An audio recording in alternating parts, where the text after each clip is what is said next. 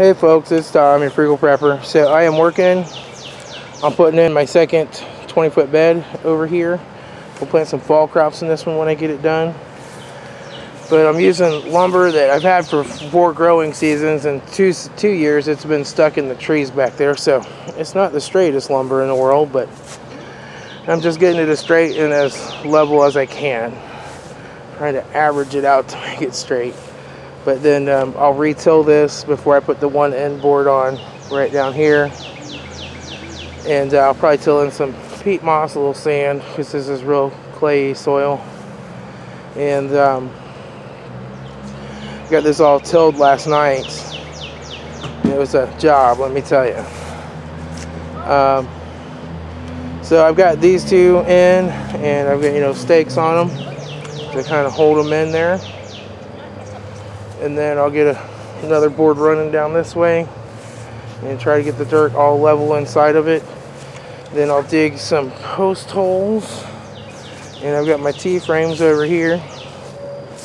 I'll get those all T-frames set up. I'm hoping I might have enough galvanized fencing wire met here, but I don't know for sure if I do. We'll see. That's what I use to go to tie the strings off to. And when these were taken down, they're taken down by some kids. I paid some money to take them down, and they busted the bottom off of one of my T-frames. And then I told them to cut the wire at one end and to just pull it all the way through, because I had 30-foot beds and I knew I was going to be going to 20s. And they cut it all into little 6-foot pieces, which are useless.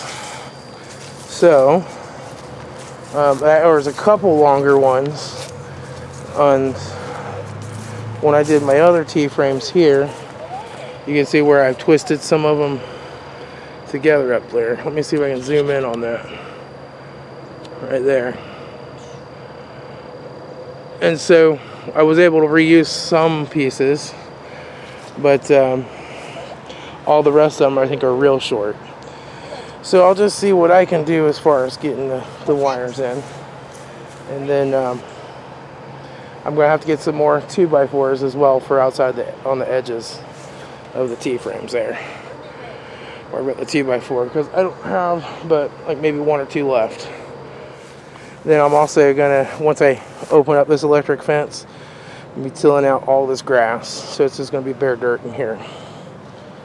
And then should be set. This is where all my fall crops are going to go. Kale, cabbage, radishes, probably some beets, and maybe some potatoes. We'll see how much room I have. And then that'll be set. So this is where I'm at with it. I don't really like growing in the sand and sawdust. So I like growing in the dirt, so I just kind of frame out a 4x20 section in the dirt with 2x6 or 2x6s, and then on that end I'm using a 2x8 because it gets kind of shallow there, trying to make the bed level even though the ground's not. So I may also have to put a small little 2x4 down on this end too underneath of that. But 2x6s are just a whole lot cheaper than 2x8s.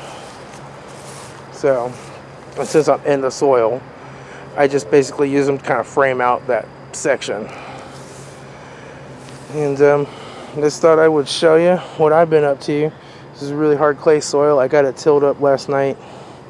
And then I'll till in a bag of peat moss and a couple bags of sand before I plant as well, just to kind of add a little volume and start to help break up the clay.